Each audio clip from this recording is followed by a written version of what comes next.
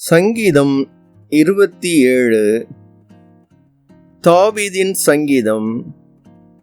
கர்த்தர் என் வெளிச்சமும் என் இரட்சிப்புமானவர், யாருக்கு பயப்படுவேன்? கர்த்தர் என் ஜீவனின் பலனானவர், யாருக்கு அஞ்சுவேன்?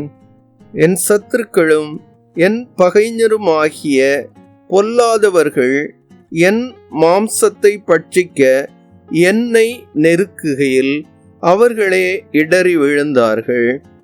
எனக்கு விரோதமாக ஒரு பாளையம் இறங்கினாலும் என் இருதயம் பயப்படாது. என் மேல் யுத்தம் எழும்பினாலும் இதிலே நான் நம்பிக்கையாயிருப்பேன்.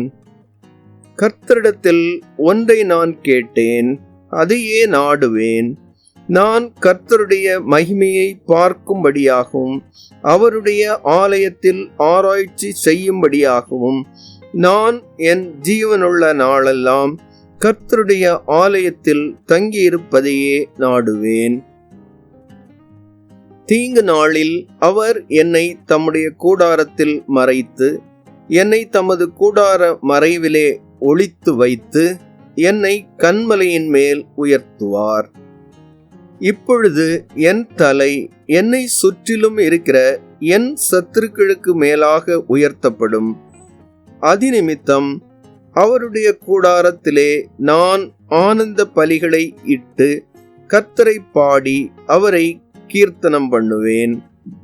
கர்த்தாவே, நான் கூப்பிடுகிற சத்தத்தை நீர் கேட்டு எனக்கு இறங்கி எனக்கு உத்தரவு அருளிச் செய்யும். என் முகத்தை தேடுங்கள் என்று சொன்னீரே, உம்முடைய முகத்தையே தேடுவேன். கர்த்தாவே என்று என் இருதயம் உம்மிடத்தில் சொல்லிற்று. உமது முகத்தை எனக்கு மறையாதேயும், நீர் கோபத்துடன் உமது அடியேனை விலக்கி போடாதேயும். நீரே எனக்கு சகாயர், என் இரட்சிப்பின் தேவனே, என்னை நெகிழ விடாமலும் என்னை கைவிடாமலும் இரும். என் தகப்பனும் என் தாயும் என்னை கைவிட்டாலும் கர்த்தர் என்னை சேர்த்து கொள்வார். கர்த்தாவே, உமது வழியை எனக்கு போதித்து என் எதிராளிகளின் நிமித்தம் செவ்வையான பாதையில் என்னை நடத்தும். என் சத்துருக்களின் இஷ்டத்துக்கு என்னை ஒப்புக்கொடாதேயும்.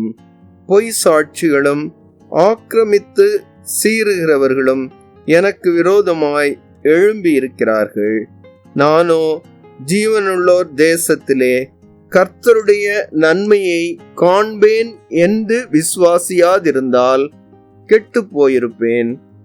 கர்த்தருக்கு காத்திரு, அவர் உன் இருதயத்தை ஸ்திரப்படுத்துவார். திடமனதாயிருந்து கர்த்தருக்கே காத்திரு.